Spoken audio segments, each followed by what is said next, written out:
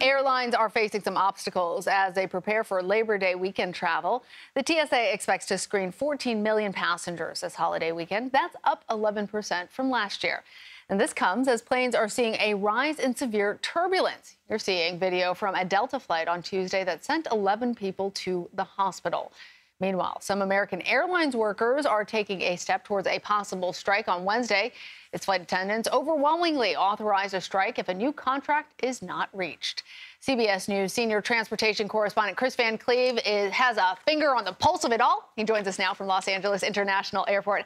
Hey there, Kris. So talk to us about these challenges. A lot of people are ready to travel for Labor Day weekend. Is this going to get in the way of that? Well, Anna, good to be with you. Nothing that you're seeing with the flight attendant pickets from American Airlines or the ones that you may hear about today from United Airlines will impact the holiday travel season. Those are people that are picketing on their days off.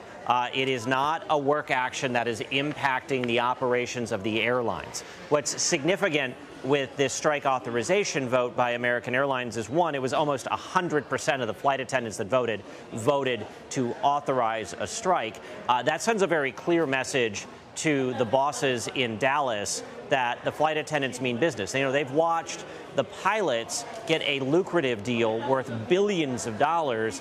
The flight attendants argue they're having trouble paying their rent, and it's their turn to get taken care of as well. That does not mean a strike is imminent. In fact, in order for a strike to happen, there's a host of steps between where we are today and a strike that would need to happen. They'd have to seek mediation. There'd be a cooling off period, typically of 30 days. At the point where we're talking about hitting that cooling off period is when I'll start thinking about whether or not a strike could impact travel. But right now, if you're thinking you're going somewhere today, tomorrow, for the weekend, that stuff is not going to impact your travel. Don't worry about it. Yeah, but what I'm hearing from you, Kris, is that it could potentially impact holiday travel around Thanksgiving or Christmas as well. Like, that sounds like if there is a possible strike by United Airlines flights, that based off of what you're telling me, that might be the time period that's impacted. Is that right? Well, so at this point, a strike is not imminent at American, and the United flight attendants haven't even taken that strike authorization vote. So United flight attendants are sort of a step behind where the American folks are in their process. We saw this play out with the pilots over the last 2 summers, where basically all of the major pilots have taken strike authorization votes. Delta, American, and United all got new pilot contracts.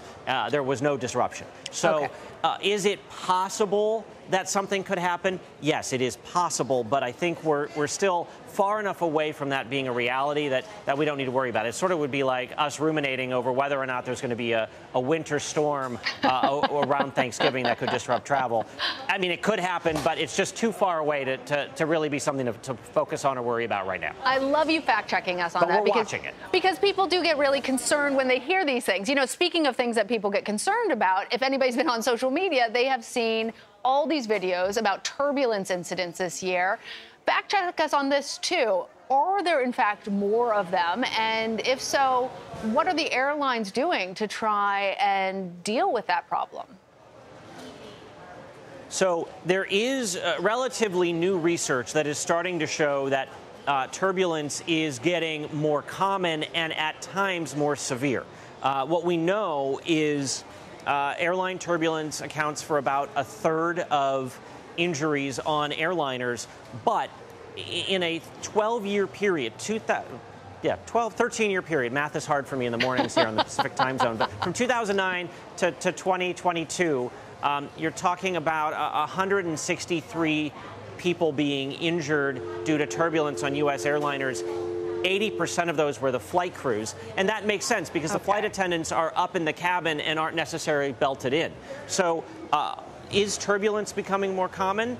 There is research that indicates it is, and it points to climate change creating more instances of severe weather or turbulent weather. And I can tell you, as somebody who flies a lot, it does anecdotally feel like that fasten seatbelt sign is on every time I fly now, where there are bumps along the way. The vast majority of turbulence is not something that's going to result in an injury. And really the thing you can do to protect yourself is wear that seatbelt when you're on the plane. If you're not up and going to the bathroom or something, put the seatbelt on when you're in your seat. It will keep you from getting hurt in most of the ways people get hurt by turbulence. Kris, you always have the facts and great advice. Thank you so much.